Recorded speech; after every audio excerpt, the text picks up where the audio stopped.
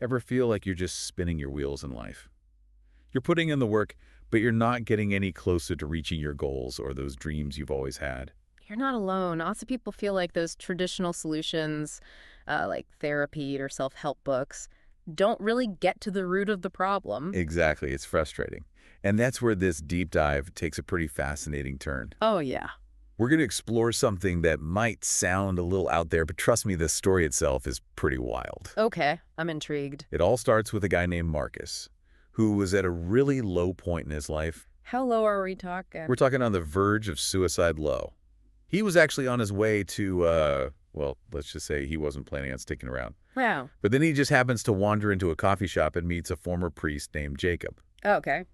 And that chance meeting introduces Marcus to something called the God frequency. The God frequency. Yeah, it's this concept that claims to use specific sound frequencies to tap into your brain's potential. I see where you're going with this out there thing. I know it might sound like some new age music thing, but hear me out. Jacob claimed that these specific frequencies, specifically those in the theta wave range, are the key to unlocking the ability to manifest your desires. Manifest your desires, like the secret. Kind of, but Jacob takes it a step further. Yeah.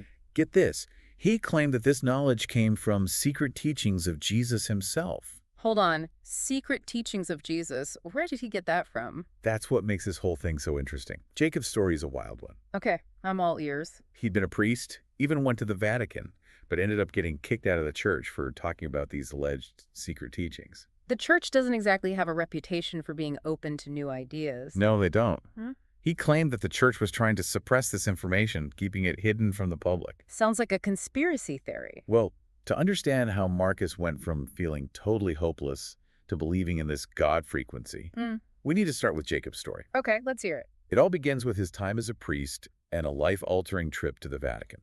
All right, so he gets invited to the Vatican and... Yeah, it's like a dream come true for him. But it was during that trip that his whole world got flipped upside down. Oh, so? Well, it all started with a major discovery in the world of biblical scholarship.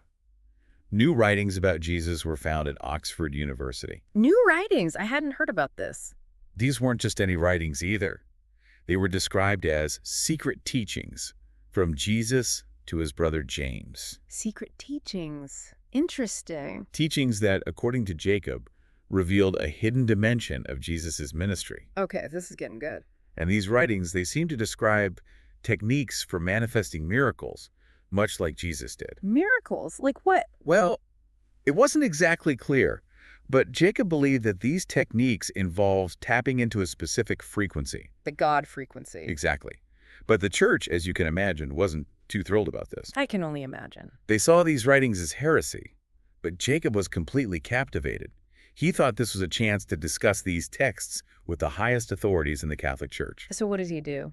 He brought it up during a dinner with the Pope. Bold move. But the minute he mentioned these secret teachings, everything changed. The mood just went cold. He was basically told to drop it and never bring it up again. Wow.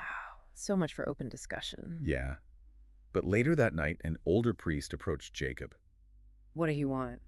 This priest claimed to know the truth about these teachings, and he actually confirmed Jacob's suspicions. About the church trying to bury it. Yeah, he said the church had been suppressing this information for centuries, fearing it could be misused.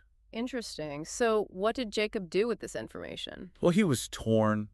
He was totally devoted to the church, but this new information was just earth-shattering. I bet. So he decided to take a huge risk and confront the Pope directly. Really? What happened? As soon as he brought up the secret teachings, the meeting was over, and Jacob was sent back to the United States. So much for getting answers. And that's when his priesthood was revoked. He was essentially excommunicated. Excommunicated for asking questions. Yeah, branded a heretic.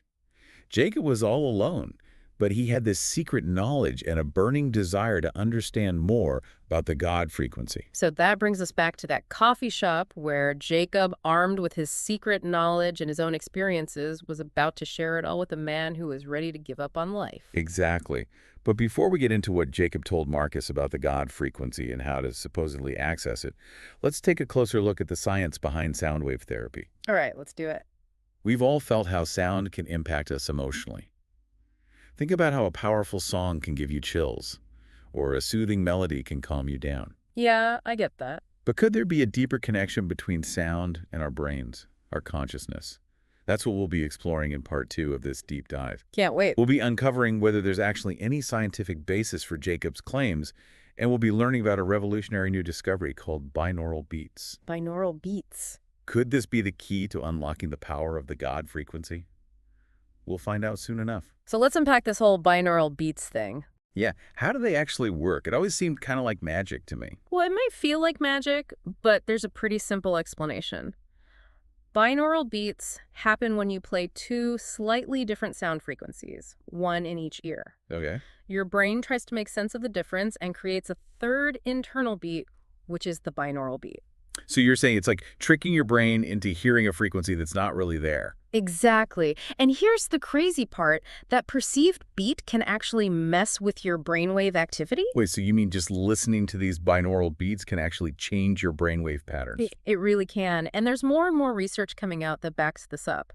There was even a study published in Nature that found binaural beats in the theta frequency range could boost theta wave activity in the brain. Hold on, Nature. That's like a really big deal in the science world, right? Yep. It's not some fringe theory. Even Harvard University has been doing research on binaural beats and how they could be used in therapy. Okay, so now I'm starting to see how this connects to Jacob's claims about the God frequency being in the theta wave range. Right. And remember we talked about how theta waves are linked to deep relaxation and creativity and even being more open to suggestion? Yeah, all those things that Jacob said were key for manifestation. Exactly. But let's not get too ahead of ourselves. There are still a lot of what-ifs here. Right. Just because binaural beats can change brainwaves doesn't automatically mean you can manifest a winning lottery ticket. That's the big question, isn't it? There's still so much we don't know about how the brain works and the power of sound. So what was Jacob's explanation for how theta waves and manifestation were connected? He believed that when your brain is in that theta state, it's like it becomes a sponge for new ideas and suggestions. It's like your subconscious mind is more accessible, and you can reprogram those old thought patterns and beliefs that might be holding you back from manifesting. So it's not like the God frequency is granting wishes. It's more about getting your mind in the right place so that manifestation can happen. Yeah, you could say that. It's about setting the stage for manifestation. Okay, I can see that. But I'm still curious about how this all played out in Marcus's life. He was a pretty practical guy, mechanic.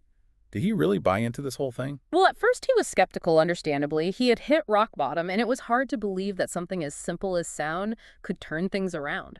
So what changed his mind? Jacob sensed his doubt and decided to show him how it worked. This is where the story gets really interesting. Didn't he try to manifest something small, like making a stain on his carpet disappear? That's right. Jacob was so sure of this technique that he challenged Marcus to pick something they could actually see happen. And Marcus, looking around his kind of depressing apartment, saw a stain on his carpet that had been there forever. So what happened? Did the stain magically disappear? Well, let's just say things got a little weird, and Marcus started questioning everything he thought he knew about reality. Okay, now I have to know what happened. All right, so last we left off, Marcus was about to test out this God frequency on a stubborn carpet stain. What happened next? Jacob had him put on these headphones and listen to a special binaural beat track. It was designed to get those theta brainwaves going. Okay. But this wasn't just any old track. Jacob had put it together really carefully with calming nature sounds like waves and rain. Oh, so it was like science meets art. Exactly. He was trying to create a total experience to get both the conscious and subconscious mind involved. And guess what? Did it work? Marcus said it did. He listened for like 15 minutes, and when he opened his eyes, the stain was gone. Poof. Seriously, it just vanished. Come on, there's got to be some explanation. He thought the same thing. He checked it every way he could, even used a flashlight to be sure. But nope, the stain was just gone. Okay, but what if he just hadn't noticed it before? Well, here's the really strange part. Just as he's thinking that there's a knock at his door, No way. and it's a carpet cleaner offering to clean one room for free. Get out of here. That's crazy. Right. It's like the universe was giving him a sign, and that was just the start. What else happened? Marcus started going for bigger goals, things he'd always wanted but thought were impossible, like more money, a better relationship with his kids, even traveling the world.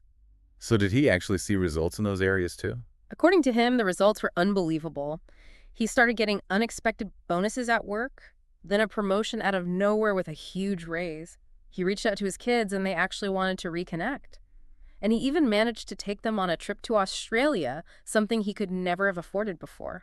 So it wasn't just about getting stuff. It was like his whole life was changing for the better. Yeah, it seems that way. But the question is, did it last? Was this just a temporary thing, or did his life really change for good? That's what I want to know. What happened next? Well, Jacob and Marcus decided to share what they had learned with the world. Really? They created a product called the God Frequency Binaural Beats.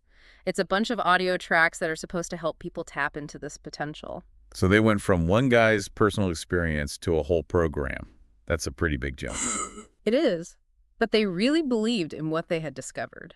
They even included tracks for specific things like attracting money, improving relationships, and even one called the Love Frequency for finding love and healing. It sounds like they really went all out. Did they use those nature sounds too? Absolutely. They used high-quality recording equipment and incorporated all those calming sounds Jacob used with Marcus. So did it work for other people? They got tons of testimonials from people saying they'd seen positive changes, like finding new jobs, getting their finances in order, and even fixing broken relationships. That's amazing.